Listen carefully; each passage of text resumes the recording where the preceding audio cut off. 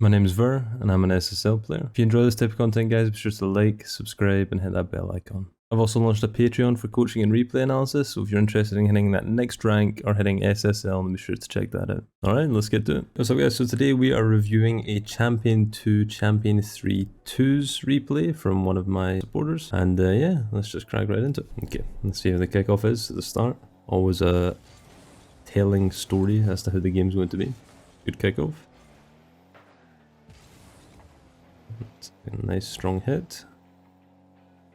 Don't have possession currently, so we're currently on the defense. Good turn here, and a nice try at the follow. All's looking pretty good so far. Okay, so see here. I think when we see the opponent blundering, we just saw him on the wall there, he completely screwed up that touch. What we have here now is we have a 2v1 scenario. So whenever you find yourself in a position where one of the opponents is overcommitted and you find yourself in possession of the ball in a 2v1, you have to take full advantage of that. So in this situation we can see that Princess Foxy, who I'm reviewing currently, did not take full advantage of the situation and instead vouched for, smashing the ball against the corner and trying to put a play into mid for the teammate. However, there's just better plays to be made here. So in a 2v1, you always want to try and take control of the ball and then set your teammate up in the best way possible, because you normally have enough space to actually make some sort of play happen. So yeah, when you find yourself in this scenario, try not to smash it or play ping pong. Try focus on taking control and setting up your teammate, or trying to score or get past. Even passing to the backboard is perfect in this situation. Okay, this is excellent actually. So what I'm seeing here is I am seeing boost lines being taken advantage of. So instead of going to the far right side and looking for 100 boost, the correct play and what Princess Foxy is actually doing just now is taking a small pad route through the mid. So what a lot of people will do is this, go straight to this boost and then make a play on this side, and that is really not the best thing to do. What Princess Foxy is doing is perfect, taking a rotationer in the mid, picking up these pads, you can go this way, and this allows you to join this play that your teammate's making on the enemy goal. So, very good. Something to keep in mind if people aren't doing this.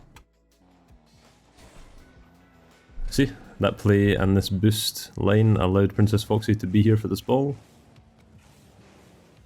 Nice try on the attack. Okay, in this situation, yes, so this is a loss of possession.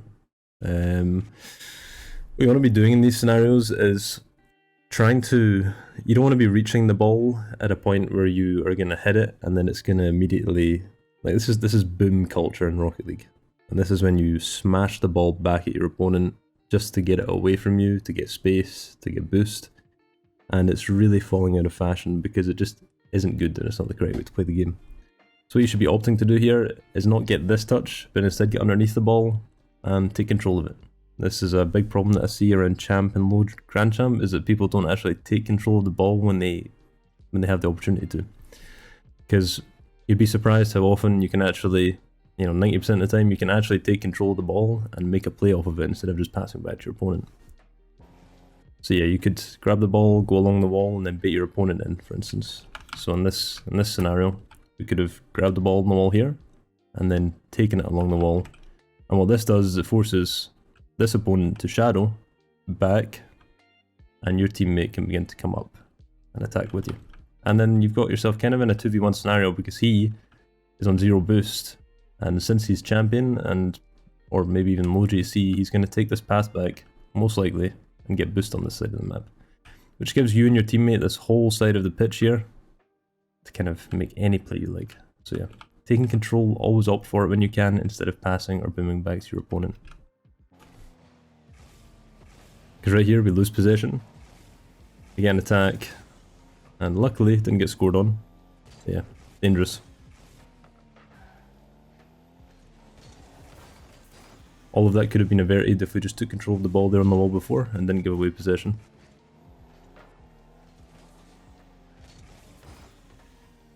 Okay, this play's okay because it gets passed back to our teammate. However, I think in this situation, we could probably not commit on this ball as much.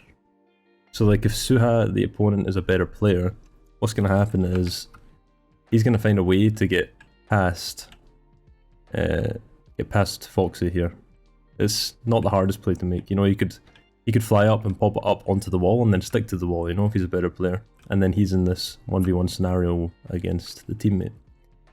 So what I would opt to do here, instead of actually committing on this ball, is maybe do a small jump, or a bait jump as it's called, or even just turn and start shadowing. And then this way we're not actually leaving our teammate in a potential 1v1 or 2v1 after we've committed on this ball.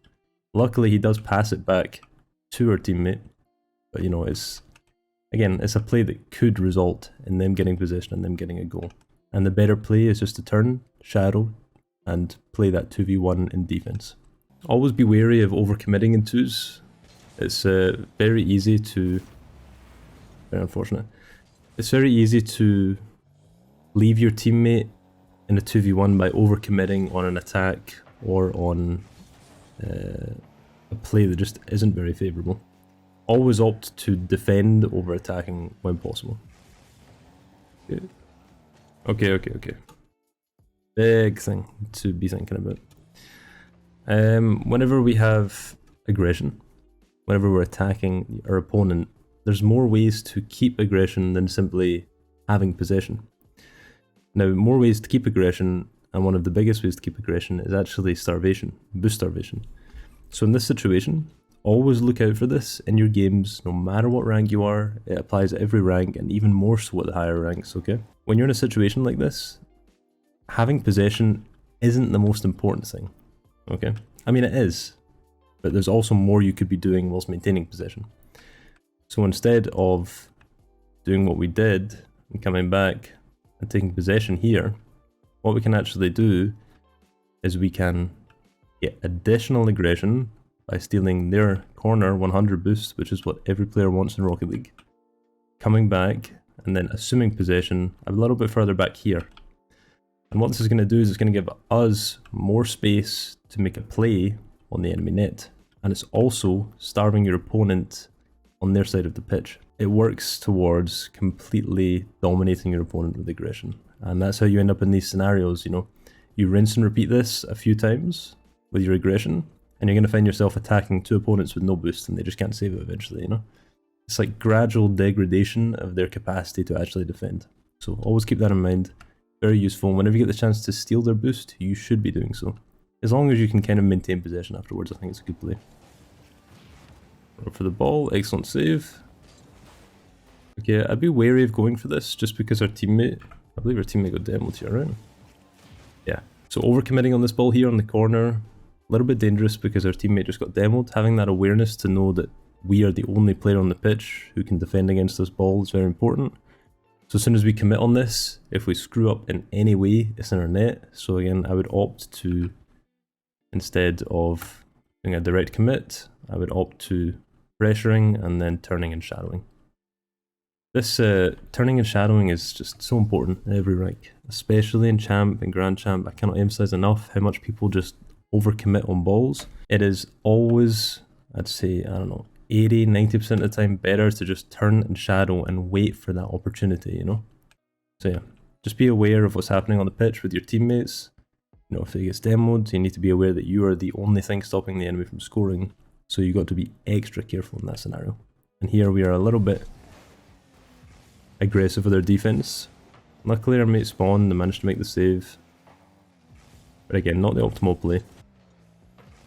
I think your positioning and offense is good for the most part. So I think this is excellent. I think you're keeping good distance from your teammate. It's kind of the 2s meta at the moment. You know, this is kind of reiterated by Johnny Boy. You know, in his content, he always talks about the 2s meta. It's very 1v2, 1v2, 1v2 kind of scenario. So keeping that good distance back from your teammate and just waiting for either a good pass or an open net is definitely the right thing to do. And I think your positioning is very good. Okay, so I'd be applying more pressure here. I think everyone is surprised by how close you can actually shadow. So in this sense, you know, you're not really doing any good by sitting all the way back here. I know you're, you know, hesitating because your teammate's all the way over here. However, it's just giving your opponent all the space on the pitch to set up exactly the kind of shot that they want. So what you should be doing in this scenario is pushing up and actually going back with the enemy. So in this scenario, we're staying locked here, right? Like we're hesitating, we're driving around in this corner, and look at all the space that we've given them. Obviously, they played it poorly and they gave away possession and just passed to you.